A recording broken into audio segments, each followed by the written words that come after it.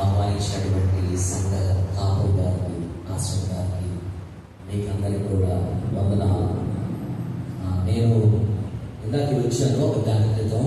అప్పటి నుండి ఆశ్రమ గారు వాళ్ళు చూపిస్తున్నటువంటి ప్రేయర్ చూస్తూ ఉంటే ఉదయం వచ్చింటే బాగుండి అనిపించింది. ఇదంతా మిస్ అయిపోయాను అనిపించింది.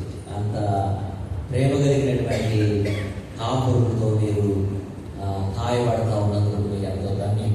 దేవుడు మీకు ఇచ్చినటువంటి ఆ కాపురులను బట్టి కూడా దేవుడు నామానికి వందనాలు తెలియజేస్తా ఉన్నాను.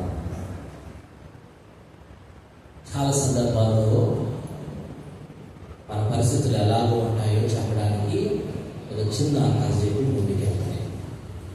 ఒకసారి ఊరిలో కంట ఒక అతను ఊరు చివర ఏంటి నా జీవితం ఎట్లా అయిపోయింది అని చెప్పేసి ఆలోచన చేసి ఆయన అక్కడ కూర్చొని చూస్తూ ఉన్నాడట. చూస్తూ ఉంటే ఈ లోపల ఏదో ఒక పెద్ద గాలి వచ్చిందంట. ఏంట్రా బాబు ఈ గాలిని చూస్తే రెక్కల ఏనుగు ఒకటి ఆకాశంలో నుండి దిగిందంట. ఆ ఏనుగుకి రెక్కలు ఉన్నాయంట. ఆకాశంలో నుండి దిగిందంట. అది దాన్ని చూసి మనోడు అది ఏంటి ఏనుగుకి రెక్కలు ఉన్నాయేంటి, ఆకాశం నుండి దిగింది అని చెప్పి ఎక్కడికి వెళ్తాను ఇది పట్టుకుందామని చెప్పేసి దాని తోకను పట్టుకొని ఆకాశంలోకి వెళ్ళిపోయాడు. అక్కడికి వెళ్ళిన తర్వాత మనోడికి పెద్ద గుమ్మడికాయ కనిపించిందంట. ఏంటది? అంటే చెప్పండి, ఎంత గుమ్మడికాయ? ఎంత పెద్దదంటే చాలా పెద్దది. పెద్ద గుమ్మడికాయ కనిపించిందంట. మనోడు చూసి ఆనందపడ్డాడంట. ఆనందపడ్డాడు కానీ మనకి కిందికి వెళ్ళిపోవాలి కదా. మళ్ళీ ఎట్లా చూస్తూ ఉంటే మళ్ళీ రేపటి వరకు వెయిట్ చేయాల్సి వచ్చిందంట. మళ్ళీ రేపు అవడంతోనే మళ్ళీ ఆ రెక్కల ఏడుగు మళ్ళీ భూమి మీదకి వచ్చిందంట. భూమి మీదకి వస్తుందని మనం మళ్ళీ తోకను పట్టుకుని మళ్ళీ కిందకి వచ్చాడు. వచ్చాక చాలా సంతోషం ఉన్నాడు. ఊరిలో అసలు అందరినీ ఏంట్రా రంగా బాగున్నా, ఏంటి రమణ బాగున్నా, రామంత ఎక్కడో అని చెప్పేసి అందరినీ బాగా చుట్టూ తిరుగుతున్నాడు. వీడు జనరదాకా ముఖం మార్చుకొని కూర్చున్నాడు. ఈ రోజు చంద్రబాబు అందరినీ పలకరిస్తామన్నాడు, అందరినీ తిరుగుతామన్నాడు అని చెప్పేసి అనుమానం వచ్చి ఏం జరిగింది చెప్పండి, నువ్వు అంతా కనపడలేదు అని అంటే అందరికి చెప్పేది కాదన్నాడు.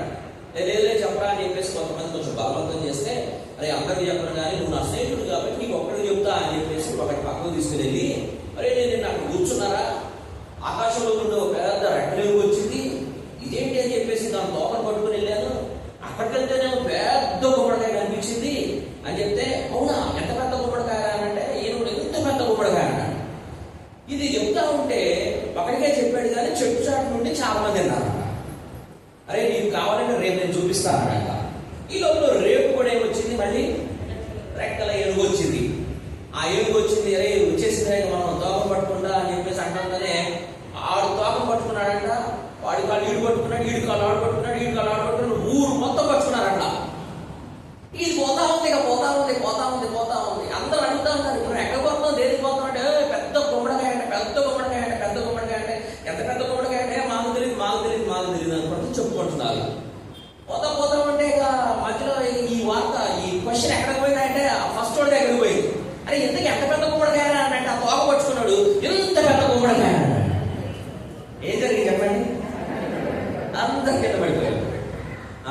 చాలా సందర్భాల్లో ఏం జరుగుతాయి అంటే 3 రోజుల మీటింగుల్లో వాక్యాలు వెంటనే ఉంటాం ఏమంటామనంటే ఏముండదు,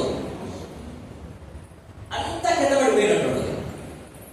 అందుకోసం చాలా జాగ్రత్తగా చెప్పబడుతున్నటువంటి విషయాల్ని పాస్టర్ గారు ఇందాక మాట్లాడుతూ చెప్తా ఉన్నారు. మనం వాటిని చాలా జాగ్రత్తగా గుర్తుపెట్టుకొని వాటి ప్రకారం నడుచుకుంటా ఉండాలని చెప్పేసి ఇంకో మాట కూడా జ్ఞాపకం చేస్తే ముందుకెళ్తాం. పేతురు గారు ఆకలయ్యి డాబా మీదకి వెళ్ళి ప్రార్థన చేస్తా ఉన్నాడు. ప్రార్థన చేస్తా ఉంటే దేవుడు ఒక దర్శనం ఇచ్చాడు. మనకు అందరికి తెలుసు కదా, కొంతమందికి తెలుసు కదా. ఆ తర్వాత ఇంకో ఊళ్ళో కొర్నేలి అనే అతను అక్కడ ఆయన కూడా ప్రార్థన చేస్తా ఉన్నాడు. ప్రార్థన చేస్తా ఉంటే దేవుడు అతనికి కూడా దర్శనం ఇచ్చి ఏమన్నాడు అంటే అది పలానా ఊరిలో పేతురు అనేటువంటి ఒక సేవకుడు ఉన్నాడు, నువ్వు అతన్ని పిలిపించుకో, అతను నీకు నీ ఇంటి వారికి కావలసినటువంటి రక్షణ సువార్త ఆయన చెబుతాడు అన్నాడు. కొర్నేలి గారు ఏం చేశారు అంటే పేతురు గారిని పిలిపించుకున్నారు. పేతురు గారు వచ్చారు. పేతురు గారు వచ్చిన తర్వాత కొర్నేలి ఏమంటా ఉన్నాడు అంటే ఇది అపోస్తల కార్యాలు 10వ అధ్యాయంలో ఉంది. అక్కడ కొర్నేలి గారు అంటున్న మాటలు నేను మీకు చదివి వినిపిస్తా ఉన్నా, జాగ్రత్తగా గమనించండి. అపోస్తల కార్యాలు 10వ అధ్యాయం 33వ వచనం. కొర్నేలి ఏమంటా ఉన్నాడంటే, కొర్నేలి నీ ప్రార్థన వినబడిను, నీ ధర్మకార్యము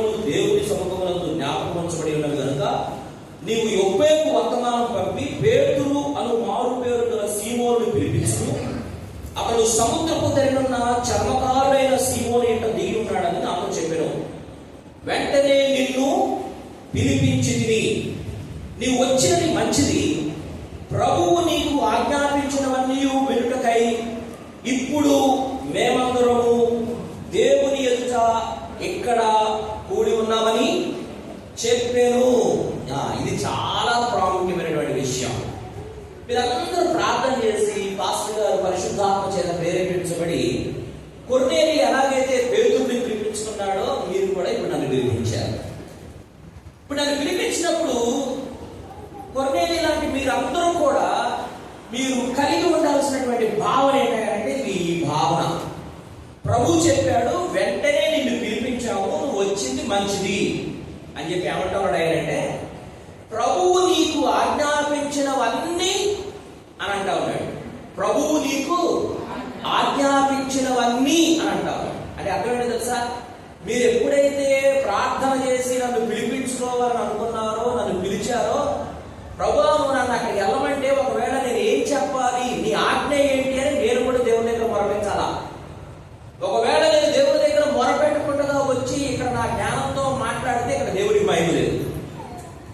ఏమంటా ఉన్నారంటే, ప్రభువు నీకు ఆజ్ఞాపించినవి, నీకేమన్నా ఆజ్ఞాపించాడా?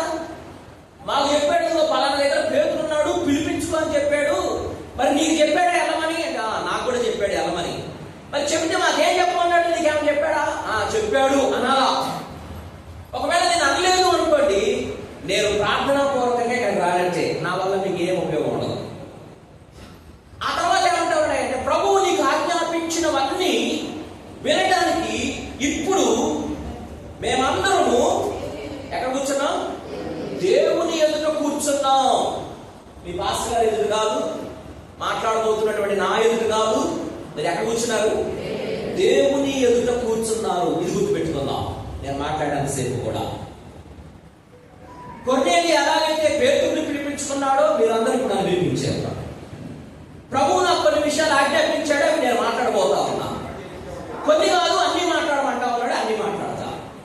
అయితే మీ వైపు నుండి మీరు కలవాల్సినటువంటి విషయం ఏంటంటే, మేము దేవుని ఎదుట కూర్చొని ఉన్నాం ఇక్కడ అనేటువంటి భయంతో ఇక్కడ కూర్చొని ఉండాలా. ఒకవేళ అలా కాకుండా ఏం చెప్తాడో చూద్దాం అన్నట్టుగా కూర్చున్నారా, మీరు దేవుడు అవమానపరుస్తా ఉన్నారు. ఒకవేళ నలుగురు ఐదుగురు చెప్పేసారే, ఈయన కొత్తగా చెప్పేది ఏంటని కొంతమంది అనుకున్నారా, మీరు దేవుడిని అవమానపరిచేటువంటి వారిగా ఉంటారు. చాలాసార్లు విన్నదే కదా ఇది, ఇందులో కొత్త ఏముంది అనుకున్నారా, మీరు దేవుడిని అవమానపరిచిన వారు అవుతారు. దేవుడి వాక్యం ఎప్పుడు వినబడతా ఉన్నప్పటికీ కూడా, ఎవరు మాట్లాడుతూ ఉన్నప్పటికీ కూడా, మేము దేవుని ఎదుట కూర్చున్నాము అనేటువంటి భయం, ఒడుకు, ఒకవేళ ఆ గౌరవప్రదమైనటువంటి వ్యవహారము, వ్యక్తిత్వం మనలో లేకపోతే అవి మన జీవితాలకు ఆశీర్వాదకరము కాదు, ఆశీర్వాదకరంగా. ఈ మాట చెప్పి నేను ముందుకెళ్ళాలని ఇష్టపడతా ఉన్నా. కాబట్టి అంత దూరం నుంచి నేను వచ్చి ఎంత శ్రమపడి 2 రోజుల నుండి మీరు కూర్చొని మనందరం కూడా ఆ గుమ్మడికాయ చూసినట్టుగా పోవడానికి లేదు. ఖచ్చితంగా ఏదో ఒకటి ఇక్కడ జరగాల. మన హృదయాలు మారాల, మన ప్రవర్తన మారాల, మన జీవితాలు కొంచెం మెరుగుపడాల, మన విశ్వాసంలో కనీసం ఒక అడుగన్నా ముందుకి వేయాల. ప్రతి సంవత్సరం జరిగించబడుతున్నటువంటి కార్యాల పట్ల, ఈ కూటాల పట్ల, దేవుని యొక్క కార్యాలు జరిగించబడడానికి మనమందరం కూడా ఆయనకి విధేయత చూపించేటువంటి వారంగా ఉండాలి. అర్థమవుతా ఉందండి? ఇప్పుడు వాక్య భాగంలోకి వెళ్దాం. తిందామా? యోహాను సువార్త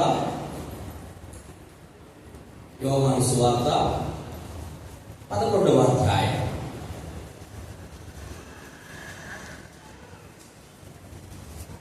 యోహాను సువార్త 11వ అధ్యాయం. మనకందరికీ తెలుసు, ఇక్కడ ఒక కుటుంబం ఉంది. మార్తా, మరియా, లాజరు అనేటువంటి ఒక కుటుంబం ఉంది. ఈ కుటుంబం ఎప్పుడు యేసుక్రీస్తు వారు ఆ ఊరికి వచ్చినప్పటికీ కూడా యేసుక్రీస్తు వారిని వారి ఇంటికి పిలిపించుకొని యేసుక్రీస్తు వారికి ఆతిథ్యం ఇచ్చి, యేసుక్రీస్తు వారికి అన్నము అందించి, యేసుక్రీస్తు వారి యొక్క బోధలు వినేటువంటి కుటుంబంగా ఈ కుటుంబం ఉంది. ఇది చాలా ప్రాముఖ్యమైనటువంటి విషయం. చూడండి, మార్తా, మరియా, లాజరు ముగ్గురే కనబడుతూ ఉంటారు మనకి, ఇంకెవరు కనబడరు ఇక్కడ. మరి వారి తల్లిదండ్రులు ఏమయ్యారు ఏమో తెలియదు మనకి. బైబిల్ గ్రంథంలో రాయబడినప్పుడు వారి ముగ్గురు పేర్లే రాశాడు. చాలా మంది ఏమంటారు అంటే తల్లిదండ్రులు అప్పటికే చనిపోయి ఉంటారు అని అంటారు. ఒకవేళ తల్లిదండ్రులు చనిపోయారు కాబట్టే వీళ్ళ పేర్లు రాశారు. అదే ఒకవేళ తల్లి కానీ తండ్రి కానీ ఒకవేళ ఉన్నట్లయితే వారి పేర్లు రాసి వాళ్ళ కుమార్తెలు కుమారులు రాసేవారు. కానీ ఇక్కడ మార్తా మరియా లాజరు రాయబడతా ఉన్నప్పుడు తల్లిదండ్రులు లేనటువంటి ఒక ముగ్గురు వీళ్ళకి వివాహాలు అయినట్లుగా కూడా మనకు అక్కడ రాయబడలేదు. మేబీ అనుకుంటాను వాళ్ళు యవన ప్రాయంలో ఉన్నటువంటి వారు. మార్తా మరియా లాజరు ముగ్గురు కూడా ఇక్కడ కనబడతా ఉన్నారు. చూడండి, ఇంటికి పెద్దది మార్తా, ఆ తర్వాత మరియా, చిన్నోడు లాజరు. ఆ దినాల్లో ఒకవేళ తల్లి తండ్రి లేకపోతే, ప్రాముఖ్యంగా తండ్రి లేకపోతే ఆ యొక్క కుటుంబం చాలా నీచమైన, లేకపోతే వారిని అణగదొక్కబడేటువంటి స్థితికి వెళ్ళిపోయేటువంటి కుటుంబం అది. అలాంటి కుటుంబాన్ని ఒక స్త్రీ, ఒక యవనస్తురాలు, ఒక మార్తమ్మ చాలా చక్కగా చెల్లిని తమ్ముడిని పెంచుకుంటా, భక్తిలో పెంచుకుంటా, యేసు ప్రభు వచ్చినప్పుడల్లా యేసు ప్రభుకి ఆతిథ్యం ఇచ్చేటువంటి కుటుంబంగా తయారు చేసింది. చాలా గొప్ప విషయం కదా. చాలా సందర్భాల్లో మార్తమ్మ గారిని మొత్తం పనులు పెంచుకుంది, మరియమ్మ చూడు యేసు ప్రభు పాదం దగ్గర కూర్చుంది అని అంటాం. కాదు, మార్తమ్మ గారు ఎంత గొప్పదయ్యారంటే తండ్రి లేకపోయినప్పటికీ కూడా ఇంటికి పెద్దదానిగా ఆ కుటుంబాన్ని చాలా చక్కగా భద్రం చేసుకుంటూ వస్తా ఉంది. ఆ ఊర్లో వాళ్ళకి స్థలం ఉంది, ఆ ఊర్లో వాళ్ళకి ఇల్లు ఉంది అన్నట్టే ఆ రోజుల్లో దాన్ని కాపాడుకోవడం, ఒక తండ్రి లేని కుటుంబం ఆ ఇంటిని కాపాడుకోవడం చాలా కష్టం.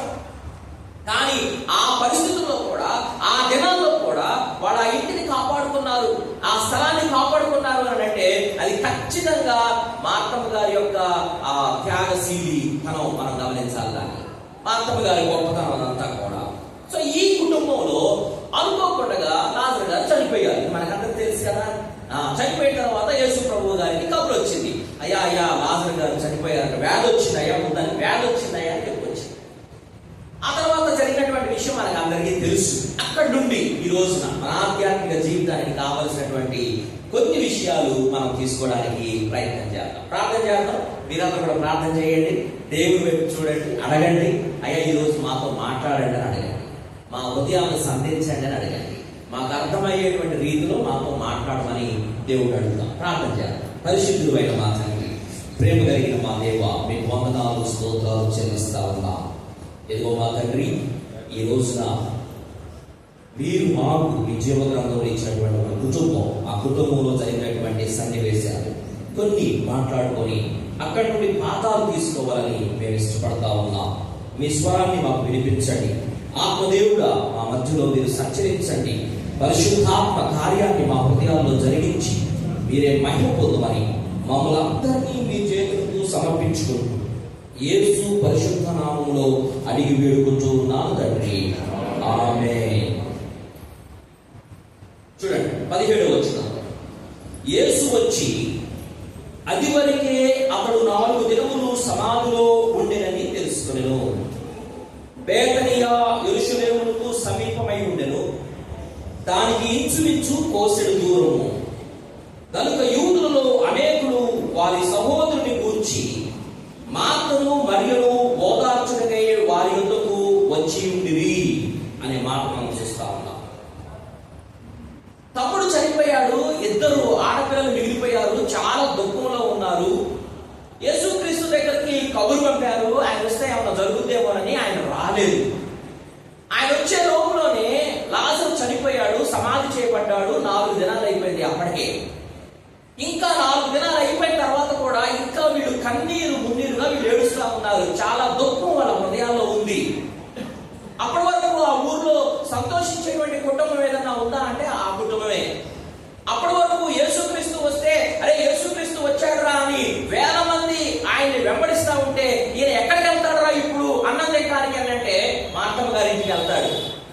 యేసుక్రీస్తు కొంచెం అలసిపోయాడురా, ఎక్కడికి కొంచెం రెస్ట్ తీసుకుంటాడు అని అంటే మార్తమ్మ గారి ఇంటికి వెళ్తాడు. అలాంటి పేరునిక కలిగినటువంటి కుటుంబం, అలాంటి పేరు ఉన్నటువంటి కుటుంబం, ఆ ఊర్లో అందరూ చెప్పుకునేటువంటి కుటుంబం, ఆ చుట్టుపక్కల అన్ని ప్రాంతాలకు గ్రామాలకు ఈ కుటుంబం అంటే చాలా గౌరవం మర్యాద. కారణం ఏంటంటే యేసుక్రీస్తుని బట్టి. ఆ కుటుంబంలో ఇప్పుడు దుఃఖం ఉంది, ఆ కుటుంబంలో ఇప్పుడు కన్నీరు ఉంది, ఆ కుటుంబంలో ఇప్పుడు చాలా ఆనందము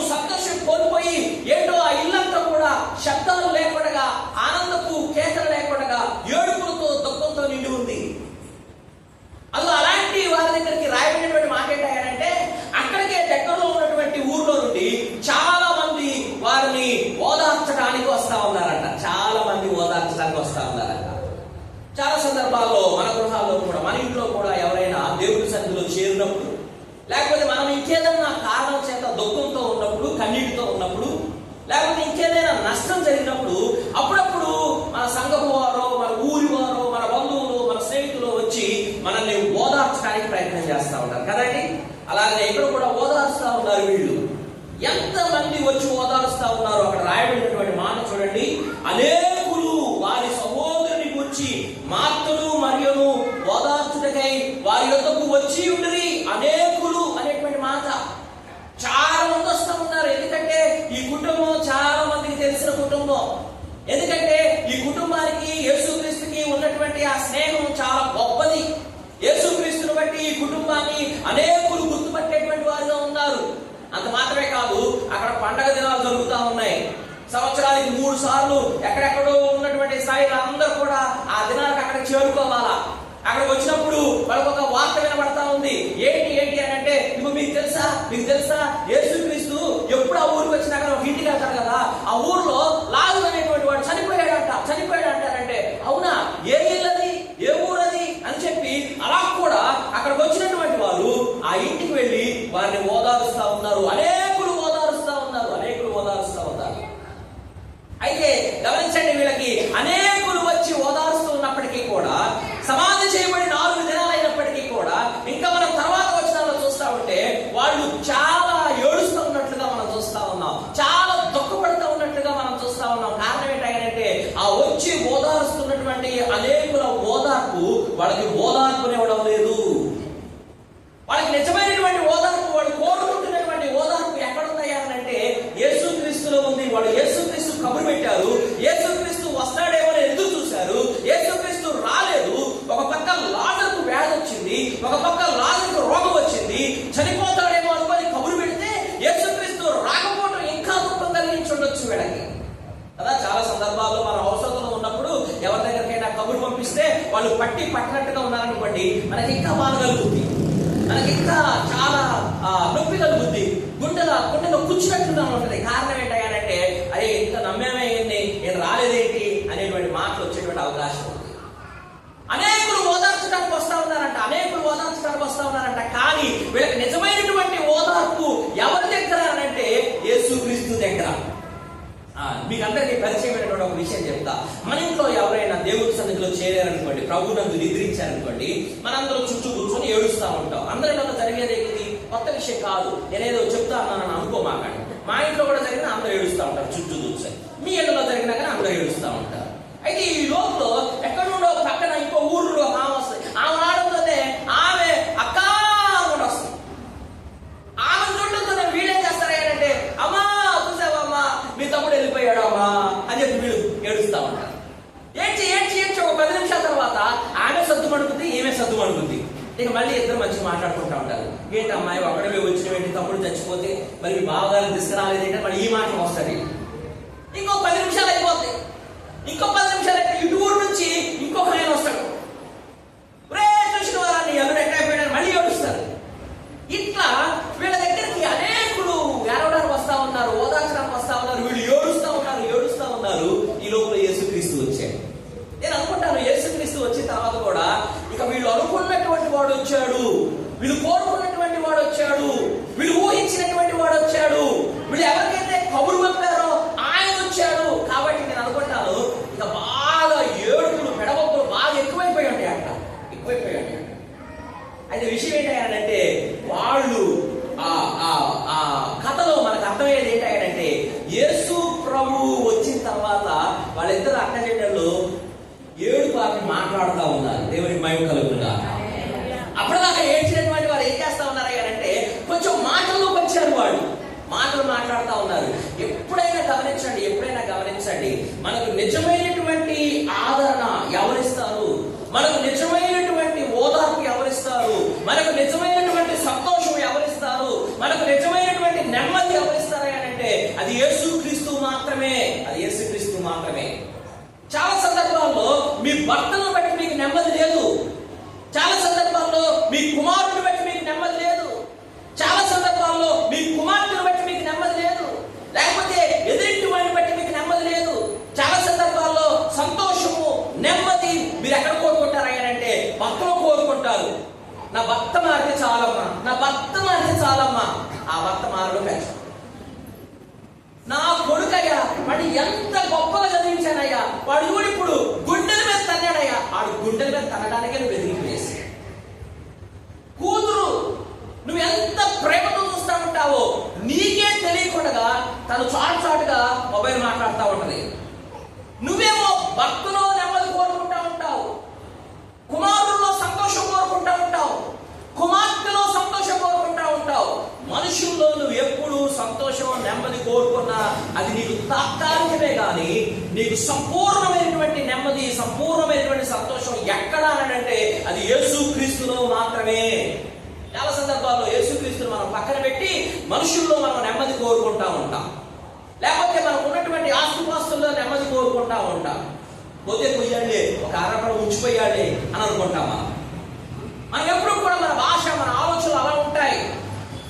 ప్రియమైనటువంటి వాళ్ళని మాటలు చెప్పనేయండి. ఒక ఆయన ఒక పాట రాశాడు, సంతోషం ఎక్కడ ఉందని.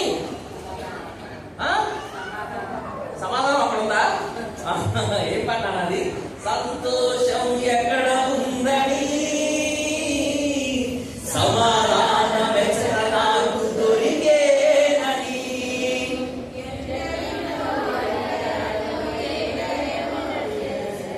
చివరిగా నీలోనే కనుగొన్నాను కదా.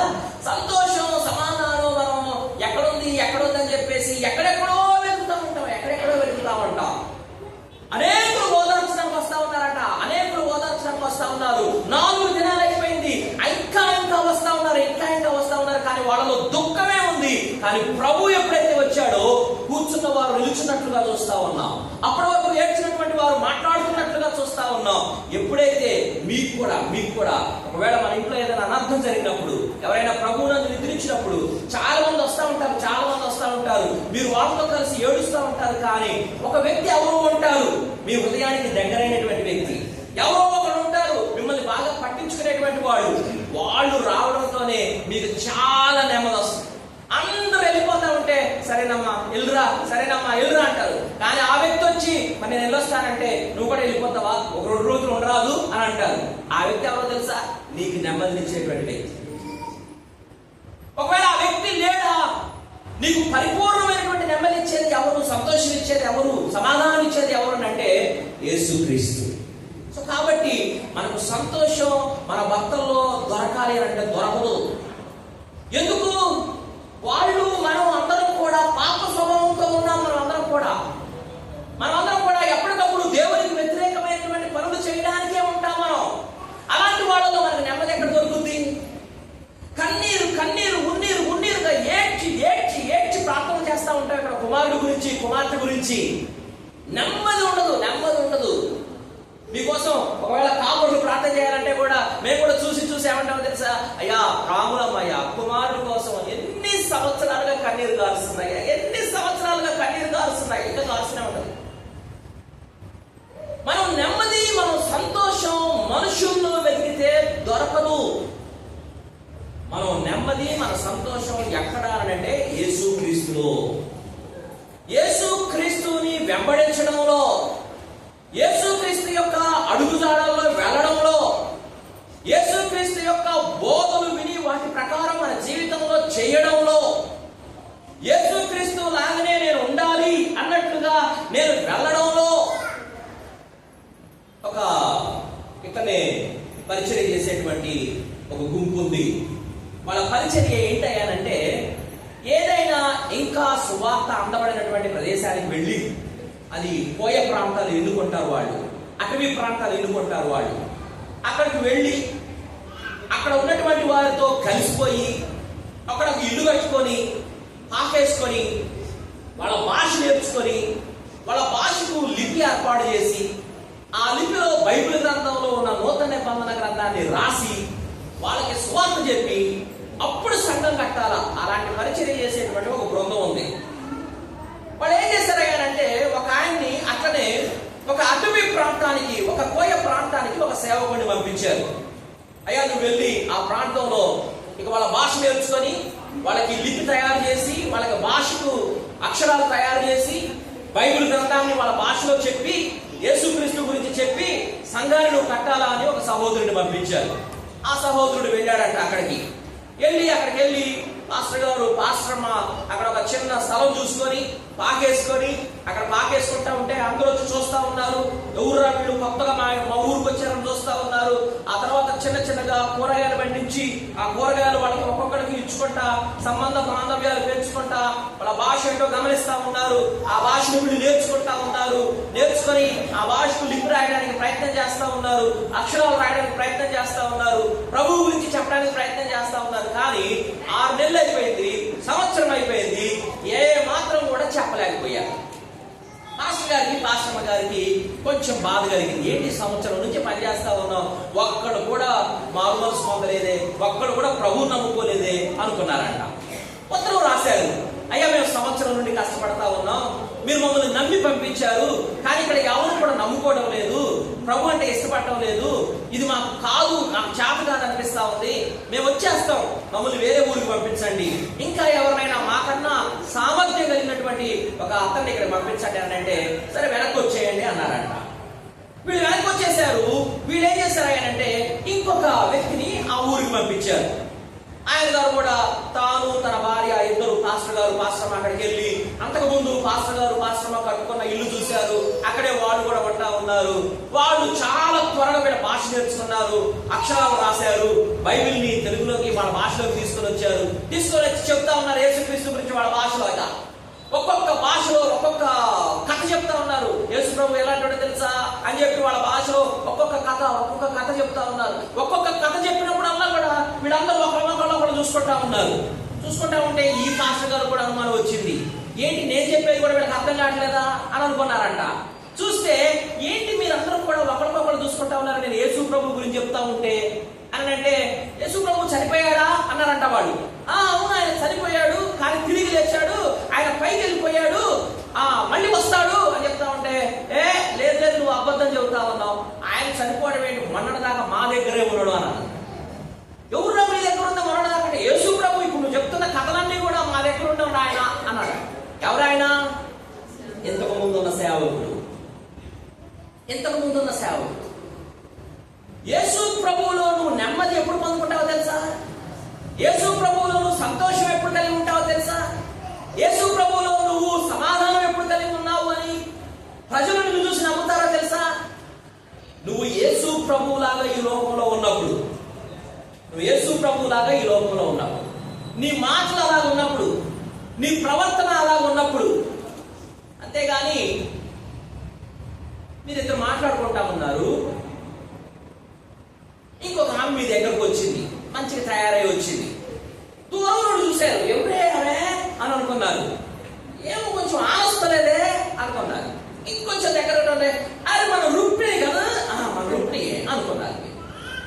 ఈ లోపల ఆమె దగ్గరకు వచ్చింది. ఏంటి రుక్మిణి ఇంత తయారైపోతున్నావు, ఆడిపోతున్నావు అని అంటే, మా ఇంట్లో పెళ్ళి ఉందలే అందుకనే పోతా ఉన్నా అన్నారు. సరే మంచి. ఆమె దాటిపోయింది.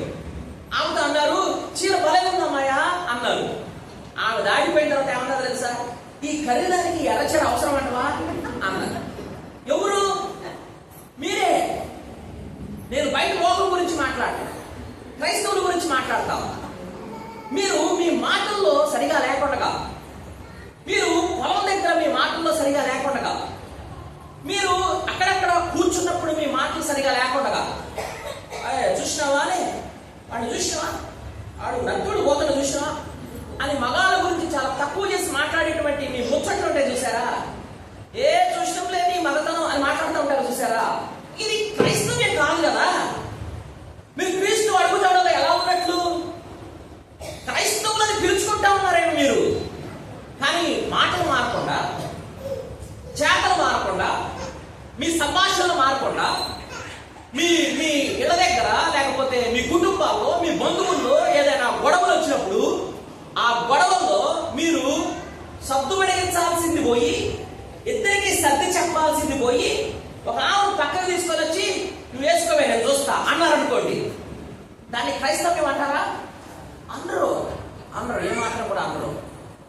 విషయం ఏంటంటే, మనం యేసుక్రీస్తు అడుగుజాడల్లో నడుస్తున్నాం అన్నదానికి గుర్తేంటంటే, మనలో ప్రజలు యేసుక్రీస్తును చూస్తారు. ఒకవేళ మీరు యేసుక్రీస్తును చూడడం లేదా, మీరు ఇప్పుడు ఇంత కప్పలు చెప్తున్నా, నేను నాలో కూడా ప్రభువు చూడలేదు అనుకోండి. ఎవరు ఇన్ని సంవత్సరాలు నేను చేసిన సేవ అంతా కూడా వృధానే. ఎన్ని ఊర్లు తిరిగినా, ఎన్ని రైలు ఎక్కినా, విమానాలు ఎక్కినా, బస్సులు ఎక్కినా, నాలో ప్రభువు కనబడకపోతే, నాలో యేసుక్రీస్తు కనబడకపోతే ఇదంతా కూడా బూడిదలో పోసిన అన్నీరు లాంటిదే. యేసుక్రీస్తు అడుగుతాడు, ఆయన అడుగుతాడులో నడవడం అంటే ఏంటంటే మీ జీవితాల్లో ఆయన కనబడటమే, మీ జీవితాల్లో ఆయన కనబడటమే. కాబట్టి ఇక్కడ ఉన్నటువంటి వారు అందరూ కూడా మరి మా జీవితాల్లో, మా మాటల్లో ప్రజలు యేసుక్రీస్తుని గమనిస్తున్నారా?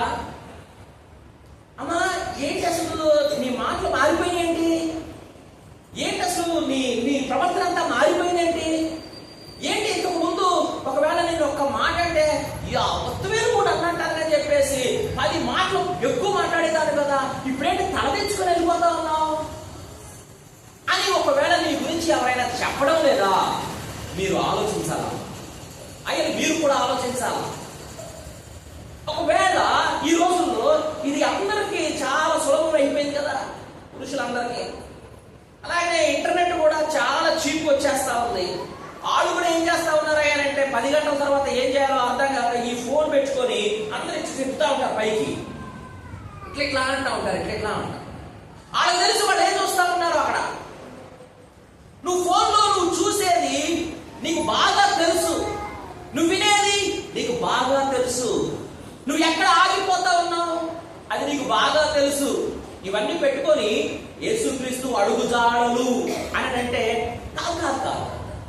యేసుక్రీస్తు అడుగుజాడలు అని అంటే మనల్ని లోకం చూస్తా ఉన్నప్పుడు, ఆ దారిలో మనం నడుస్తా ఉన్నప్పుడు ఈ అక్క న్యాయం మాట్లాడుతురా, ఇదిగో ఈ అన్న చాలా చక్కగా మాట్లాడతాడు, అరే ఈ అంకులతో కూర్చుంటే ఏదో తెలియనటువంటి నెమ్మది ఉంటుందిరా, అరే ఈ ఆంటీతో కూర్చుంటే మనకు మంచి సలహా ఇస్తాడరా అని ఒకవేళ మన గురించి ఈ ఊర్లో ఎవరన్నా చెప్పుకోకపోతే కొంచెం మనం ఇక మళ్ళీ తగలబడి కూర్చొని ఉపవాసాల నుండి ప్రార్థన చేసుకుని అయ్యా నా జీవితం నిజంగా మారిందా అని దేవుని దగ్గర కన్నీరు కావాల్సినటువంటి పరిస్థితి ఉంది.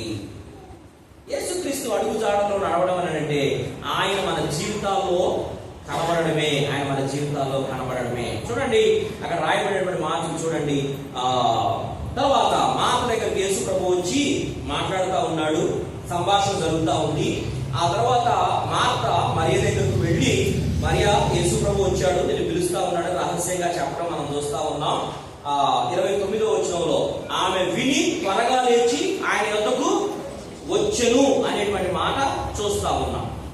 చూడండి అక్కడ 31వ వచనంలో మార్త ఆయన కలుసుకున్న చోటున ఉండేది కనుక ఇంటిలో మరియతో కూడా నుండి ఆమె ఓదార్చుచున్న యూదులు మరియ త్వరగా లేచి వెళ్ళుట చూచి ఆమె సమాధి యొద్దకు ఏడ్చుటకు అక్కడికి వెళుచున్నదనుకొని ఆమె వెంట వెళ్ళి, అంతటా మరియ యేసు ఉన్న చోటుకి వచ్చి ఆయన చూచి ఆయన పాదముల మీద పడి, ప్రభువా నువ్వు ఇక్కడ ఉండిన యెడల నా సహోదరుడు చావకుండును అనెను.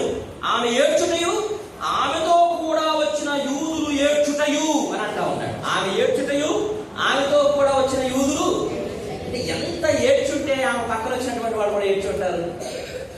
చూడండి చాలా సందర్భాల్లో అసలు మనకు సంబంధమే ఉండదు. ఒకవేళ ఆ అమ్మ గాని, ఆ అన్న గాని, ఆ చెల్లి గాని గుండెలు పగిలిపోయేటట్టుగా ఏడుస్తా ఉంటే మనకు తెలియనట్టుగా, మనకు తెలియకుండానే ఏడుపు వస్తుంది. ఎందుకంటే వాళ్ళు ఏడుస్తూ ఉంటారు కాబట్టి. ఒకవేళ ఎవరైనా వచ్చి ఏంటి ఆమె అంతగా ఏడుస్తా ఉంది, వాళ్ళకి ఏమైనా సంబంధం ఉందంటే ఏం లేదు, మరి ఎందుకు ఏడుస్తా ఉంది ఏమో, అది అలాంటి పరిస్థితి అన్నమాట. ఇక్కడ మరియ ఏడుస్తా ఉంటే యూదులు కూడా ఏడుస్తా ఉన్నారంట, పక్కన ఉన్నటువంటి వాళ్ళు కూడా ఏడుస్తా ఉన్నారంట. అది వాళ్ళిద్దరిని చూసి యేసు చూచి కలవరపడి ఆత్మలో ములుగుచు, వాళ్ళిద్దరు అంతా గుండెలు పగిలిపోయిన ఏడుస్తా ఉంటే, మరియా అక్కడ ఉన్నటువంటి యూదులు గుండెలు పగిలిపోయిన ఏడుస్తా ఉంటే యేసు ప్రభు కూడా కలవరపడి ఆత్మలో మూలుగుచు అంటే లోపల ఏడుస్తూ అని అర్థం. అక్కడే రాస్తా ఉంటాడు యేసు కన్నీళ్లు విడిచెను. ఎందుకు యేసు కన్నీళ్లు విడిచాడు? ఆ ఇంట్లో అప్పటి వరకు కూడా సంతోషం ఉంది, ఆ ఇంట్లో అప్పటి వరకు కూడా ఆనందం ఉంది, ఆ ఇంట్లో ఇప్పటి వరకు యేసుక్రీస్తు ఎప్పుడు వచ్చినా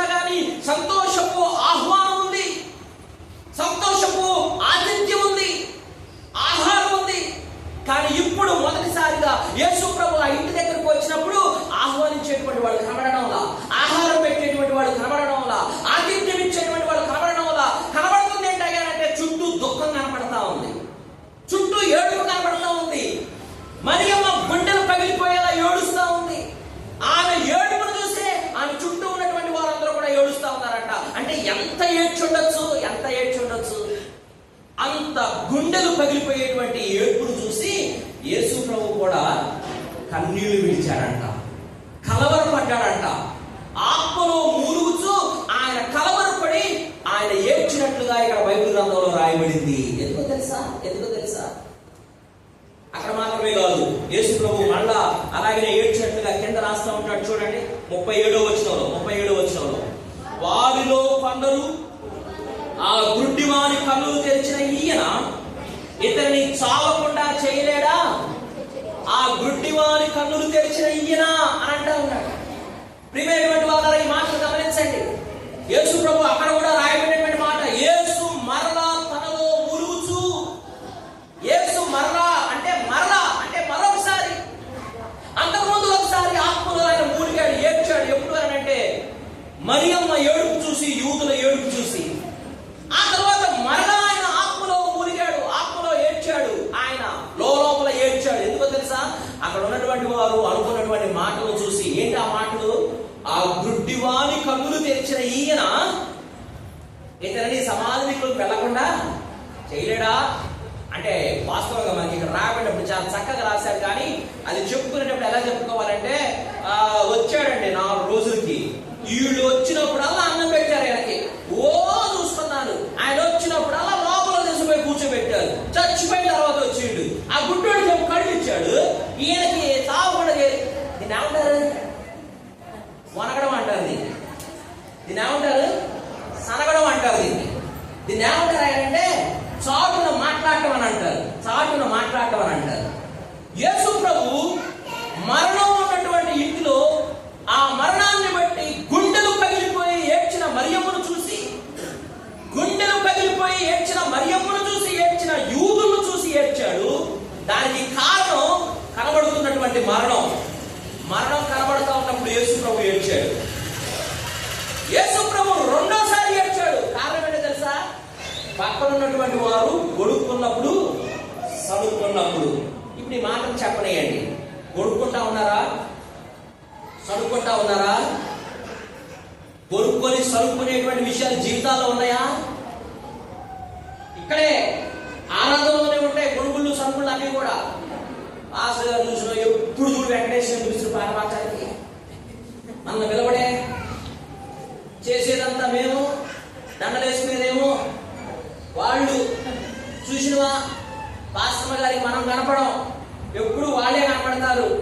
చూసినవా మనం ఎంత కాలం వస్తానో ఆ నడువు నొప్పి, కనీసం నాకు చైర్లో కూర్చొని అందరూ పాస్టర్ గారు. ఎవరో వస్తే మాత్రం వాళ్ళకి మాత్రం చేరేస్తారు పాస్టర్ గారు. కొనుక్కున్నారా? సనుక్కున్నారా? ఇదిగో ఇది యేసుక్రీస్తు అడుగుజాడలు కాదు. ఇది యేసుక్రీస్తు అడుగుజాడాలంటే కొనుక్కోవడం, సనుక్కోవడం కాదు. వీడేమంటా ఉన్నారో తెలుసా? చూసావా 4 రోజులకు వచ్చాడు. కబురు పెట్టలేదా? పెట్టారు. వీళ్ళు ముందే పెట్టారు. కానీ 4 రోజులకు వచ్చాడు. ఆ గుడ్డోడికి ఏమో కళ్ళు ఇచ్చాడు. ఈయన ప్రేమించే శిష్యుడంట. ఈయన్ని సావకుండా ఆపలేకపోయాడు. ఆయన ఎందుకేనా అన్నట్టు అనమాట. అక్కడ వాళ్ళారా యేసుక్రీస్తు ఏడ్చినట్టుగా బైబిల్ గ్రంథంలో 2 సార్లు చూస్తా ఉన్నాం. ఆయన ప్రార్థన చేసేటప్పుడు బాగా రోధించి ప్రార్థన చేశాడని హెబ్రీ పత్రికలో చూస్తా ఉంటాం.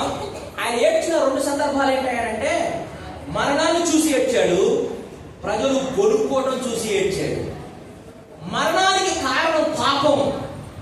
ఈ సనుగుడు గొనుగుడుకు కూడా ఇశ్రాయేలు దగ్గర నుండి కూడా కారణం ఏంటంటే అవిధేయత. ఇశ్రాయేలు జీవితంలో కూడా దేవుడు ఎన్నో అద్భుతాలు, ఆశ్చర్యాలు చేసి తీసుకొని వస్తా ఉంటే, ఆకాశం నుండి మన్నాను కురిపించి వారికి పోషణ ఇస్తా ఉంటే, వారు అడిగినప్పుడల్లా పూరేళ్లు కురిపించి మాంసాన్ని ఇస్తా ఉంటే, ఎర్ర సముద్రాన్ని చీల్చి ఆరు నేల మీద నడిపిస్తా ఉంటే, చివరికి వీళ్ళు రిటర్న్ లో దేవుడికి ఏమిచ్చారంటే సనుగుడు గొనుగుడు. మనం కూడా సంవత్సరం మొత్తం కూడా పాస్టర్లు మీకోసం ప్రార్థన చేసి కన్నీరు గార్చి ఉపవాసం ఉండి అంతా చేస్తా ఉంటే ఎక్కడో ఒక చోట ఒకటి దొరుకుతుంది. కథమేగా దాన్ని పట్టుకొని ఎన్ని మాట్లాడతారో పాస్టర్ గారు ప్రార్థనకు రాదు, ఆరాధన మానేస్తారు. పాస్టర్ గారు చూస్తారు, 1 వారం చూస్తారు, 2వ వారం చూస్తారు. ఏంటి పలానా మరియమ్మ రావట్లేదు ఏంటి అని అంటే పాస్టర్ గారికి ఎవరో ఉప్పు అందిస్తారు. ఏంటి మరియమ్మ ఇందు కలిగిందంట. పాస్టర్ గారు ఏం చేస్తారు? పాపం పాస్టర్ గారు చెప్తారు, అయ్యా మరియమ్మ ఇందు కలిగిందంట. అందులో మన తప్పేముంది? ఇప్పుడు విషయం ఏంటంటే పాస్టర్ గారు తప్పు లేకపోయినా కానీ పాస్టర్ గారే రావాలి ఇంటికి. వాక్యం అని చెప్తుంది, ఏం చేస్తాం? పాస్టర్ గారిది తప్పు లేకపోయినా కానీ వాళ్ళే వచ్చి ఇంటికి అమ్మ మరియమ్మ రావట్లేదేంటి అంటే, ఎవరు చెప్పారయ్యా? లేదు, నేను మొన్నేమో మా ఇంట్లో ఏదో పనుంటే ఆడకపోయి గుడ్డిదే లోపల చెప్పొచ్చుగా. అయ్యా నేను ఇంటికి అలిగానయ్యా, నేను రాలేకపోతున్నా. ఇది చెప్పదు మళ్ళా. ఇది చెప్పకుండా మళ్ళీ చెప్తా ఉంటుంది, ఇంటిదేనయ్యా, అక్కడికి పోయినా ఎక్కడికి పోయినా. లేదంటే మరి అమ్మ నాకు తెలిసింది నువ్వు ఇది కలిగినమంటగా. సర్లే అవన్నీ జరుగుతూ ఉంటాయి, అట్లా కాదు సార్ నువ్వు ప్రార్థన మానేస్తే అట్లా దేవుడి మీద అలవద్దు, నువ్వు దేవుడి మీద కలిగిన రా నువ్వు ప్రార్థన. కానీ మళ్ళీ పాస్టర్ గారు చెప్పిన దాకా రాదు. వచ్చిందా? ఇక వచ్చిన తర్వాత ఆ రోజు రావడంతోనే పాస్టర్ గారు కనీసం ఆమెకి మరి అమ్మ ప్రార్థన చేస్తాను, అలా ప్రార్థన చేస్తాను ఇవ్వకపోతే మళ్ళీ అలిగిపోతే. ఈ సనుగుడు గొనుగుడు ఇది యేసుక్రీస్తు అడుగుజాడలో నడవడం కాదు. ఈ సనుగుడు గొనుగుడు, సనుగులు గొనుగులు ఇవి భక్తి పూర్వకమైనవి కావు, దైవిక కావు. పాపం వల్ల వచ్చినటువంటి జీవితం మరణం. మరణాన్ని చూసినప్పుడు ఆ మరణం ఆ కుటుంబంలో తీసుకొచ్చినటువంటి ఆ మరణం ఆ కుటుంబంలో తీసుకొచ్చిన దుఃఖాన్ని చూసినప్పుడు, మరణం ఆ కుటుంబంలో తీసుకొచ్చినటువంటి ఆ నిస్సత్తువ చూసినప్పుడు, మరణం ఆ కుటుంబంలో తీసుకొచ్చినటువంటి ఆ చల్లా చెదరైపోయినటువంటి విషయాన్ని చూసినప్పుడు జరిగిన విషయం ఏంటంటే యేసు ప్రభు ఆయన దుఃఖపడతా ఉన్నాడు. ఈ కార్యం ఎప్పుడు జరిగిందో తెలుసా? ఈ యేసుక్రీస్తు మరణించిన లాజర్ని లేపినటువంటి కార్యం ఎప్పుడు జరిగింది అంటే ఆయన యెరూషలేముకు పోతున్న మార్గంలో జరిగింది. యెరూషలేముకు పోతున్న మార్గంలో ఆయన 4 అద్భుత కార్యాలు చేశాడు. 4 సందర్భాల్లో మనకు ఆ మాట రాయబడింది. ఆయన యెరూషలేముకు పోవచ్చుండగా అని 4 సందర్భాల్లో 4 అద్భుతాలు బైబిల్లో రాయబడ్డాయి. మొట్టమొదటి అద్భుతం ఏంటో తెలుసా? ఆయన యెరూషలేముకు పోవచ్చుండగా 10 మంది కుష్ఠరోగులు పక్కన దగ్గరగా నిలబడి అయ్యా మమ్మల్ని కరుణించు అని కేకలు వేశారు. అది మొదటి అద్భుతం. రెండవ అద్భుతం, ఆయన యెరూషలేముకు పోవచ్చుండగా బర్తలోమయి అనేటువంటి గుడ్డివాడు అక్కడ నిలబడి అయ్యా నన్ను దాటిపోవద్దయ్యా అని ప్రార్థన చేశాడు. అది రెండవ అద్భుతం. ఆయన యెరూషలేముకు పోవచ్చుండగా ఇదిగో లాజరు చనిపోయి ఉన్నాడు, లాజర్ని సమాధిలో నుండి బయటకు పిలిచాడు. ఇది మూడవ అద్భుతం. ఆయన యెరూషలేముకు పోవచ్చుండగా ఇదిగో ఆ చెట్టు ఫలాలునేమో చూశాడు, ఆ ఫలాలు లేవు. ఆ చెట్టు దగ్గరికి వెళ్ళి ఇక నువ్వు ఫలించకుందువు గాక అని శపించాడు. అది పొద్దున్నే మాడి మసైపోయింది. ఇది 4వ అద్భుతం. ఈ 4 అద్భుతాలన్నీ కూడా దగ్గర పెట్టామనుకోండి, మొట్టమొదటి అద్భుతం 10 మంది కుష్ఠరోగులు. కుష్టు అనేది ఆ రోజుల్లో పాపంతో సూచించబడింది. కుష్ఠం ఎలాగైతే లోలోపల ఒక మనిషిని తినేసి చివరికి ఆ మనిషిని నాశనం చేస్తా ఉంటుందో, పాపం కూడా మనిషిని లోలోపల తినేసి ఆ మనిషి జీవితాన్ని నాశనం చేస్తుంది. కుష్టు రోగము పాపంతో సూచనగా ఉంది. కుష్ఠరోగం గురించి బైబిల్ గ్రంథంలో రాయబడినప్పుడల్లా కుష్ఠరోగం ఆయన స్వస్థపరచెను అని రాయలేదు, కుష్టు వ్యాధిని ఆయన శుద్ధీకరించెను అని రాశాడు. ఈ మాటలు చాలా ప్రాముఖ్యం. కారణం ఏంటంటే కుష్టు అన్నప్పుడల్లా అది పాపానికి సూచన. పాపం అన్నప్పుడల్లా ఆ వ్యక్తి లేదా ఆ కుటుంబం శుద్ధీకరించబడాలా. మానవుడు పాపంతో ఉన్నాడు, మానవుడు పాప స్వభావంతో ఉన్నాడు. ఇందాక నుంచి మనం మాట్లాడుకుంటున్నటువంటి ఈ ప్రవర్తనలో మార్పు లేకపోవడం, మాటల్లో మార్పు లేకపోవడం, జీవితంలో మార్పు లేకపోవడం, ఇంకా మనం చతురు మాటలు మాట్లాడటం, బావమర్దులు మరదలతో చతురులాడటం, మరదలు బావలతో చతురులాడటం, అక్కడ కూర్చున్నప్పుడు ఇష్టం వచ్చినట్టుగా నోరు పారేసుకోవటం, మగవాళ్ళ గురించి హేళనగా మాట్లాడటం, కామెంట్లు చేసుకోవటం, ఇవన్నీ కూడా పాపంతో కూడుకున్నటువంటి విషయాలు. పాప స్వభావం వల్ల మన జీవితాల నుండి బయటపడుతున్నటువంటి విషయాలు. మానవుడు పాపంతో ఉన్నప్పుడు మానవుడికి శుద్ధీకరణ కావాలా? చెప్పండి, ఏం కావాలా? శుద్ధీకరణ కావాలా. ఇది మొదటి అద్భుతం. రెండవది, బర్తలోమయి గుడ్డివాడు అయ్యా నన్ను దాటిపోవద్దు అని ప్రార్థన చేస్తే ఆ గుడ్డివాని కన్నులు తెరిచాడు. మానవుడు పాపం వల్ల జరిగినటువంటి నష్టం ఏంటంటే ఈ లోకపు దేవత సువార్త ప్రకాశము వారికి అందకుండగా వారి కన్నులు అంధత్వంతో మొత్తెను. మనమందరం కూడా గుడ్డివారంగా ఉన్నాం. ఒకప్పుడు మన కన్నులు తెరవబడాలా. ఇది రెండవ అద్భుతం.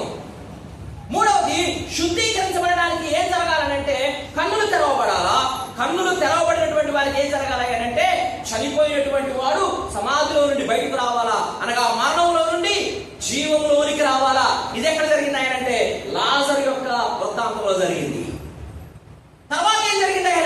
ఒకవేళ ఫలించకపోతే ఆ చెట్టు శపించబడతా ఉంది. కాబట్టి యెరూషలేము మార్గంలో జరిగినటువంటి 4 అద్భుతాలు ఒకవేళ మనం చూస్తే, మానవుడు పాపంతో ఉన్నాడు, పాప స్వభావంతో ఉన్నాడు, కడగబడాలా, శుద్ధీకరించబడాలంటే కన్నులు తెరవబడాలా. కన్నులు తెరవబడిన తర్వాత మరణంలో నుండి జీవంలోకి నడిచి రావాలా. ఆ తర్వాత ఫలించాలా. ఫలించడం అంటే అర్థం ఏంటో తెలుసా? యేసుక్రీస్తు అడుగు జాడల్లో నడవడం. ఫలించకపోతే ఏం చేస్తాడు ఆయన?